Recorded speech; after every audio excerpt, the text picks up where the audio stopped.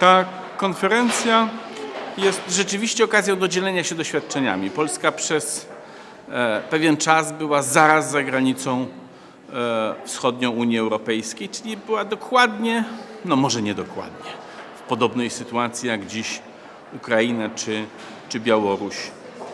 Tamte doświadczenia, ja dziś mówiłem o doświadczeniach wymiany młodzieży, współpracy młodzieży, to są doświadczenia, które nam się przydają dziś przy Partnerstwie Wschodnim, żeby razem lepiej się rozumieć. Bo istotą partnerstwa jest lepsze zrozumienie Unii Europejskiej, naszych problemów unijnych przez obywateli krajów Partnerstwa Wschodniego i odwrotnie, aby Unia lepiej rozumiała sytuację w tych krajach, potrzeby tych krajów, po prostu ludzi. W czasie otwarcia miałem okazję mówić o tym, że Partnerstwo Wschodnie jest dla Portugalczyków i dla Gruzinów. To znaczy, że jest okazją do wzajemnego poznania się i zrozumienia.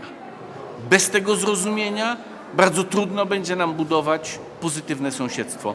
A takie sąsiedztwo, w którym wiemy, czego się spodziewać po partnerach, w którym ich rozumiemy, w których szanujemy ich odrębność, jest nam w Unii Europejskiej potrzebne.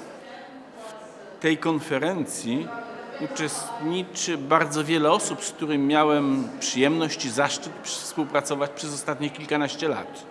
Są to liderzy organizacji pozarządowych, dziennikarze, z którymi razem realizowaliśmy projekty nie tylko w dzisiejszych krajach Partnerstwa Wschodniego, ale również na przykład w Centralnej Azji.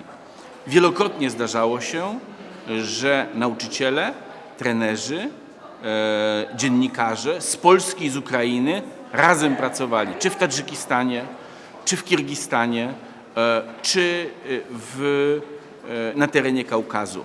To są doświadczenia wspólne i tak naprawdę dziś, jeżeli pracujemy w tych krajach, to często wspieramy najlepsze doświadczenia już lokalne. Już nie te koniecznie przywożone z Polski, czy tak jak kiedyś one przychodziły z Niemiec czy z Holandii, bo już są pozytywne, dobre doświadczenia, które warto pokazywać w tych krajach.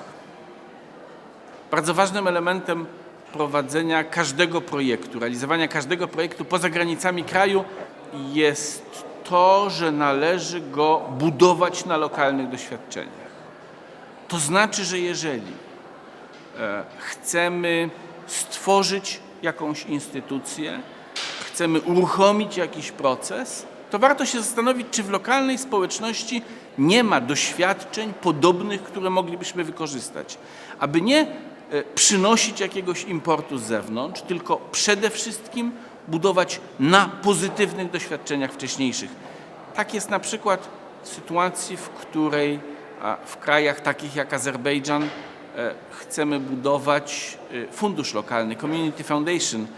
Nie opowiadamy wówczas o niezwykłych doświadczeniach Krzysztofa Margola z Nidzicy czy Funduszu Masywu Śnieżnika, tylko pytamy, czy pamiętacie, jak wasi przodkowie posyłali chłopaka, zdolnego chłopaka z biednej rodziny na koszt całej wsi do miasta. Zróbmy to samo, z jednym wyjątkiem, to niekoniecznie będzie chłopak.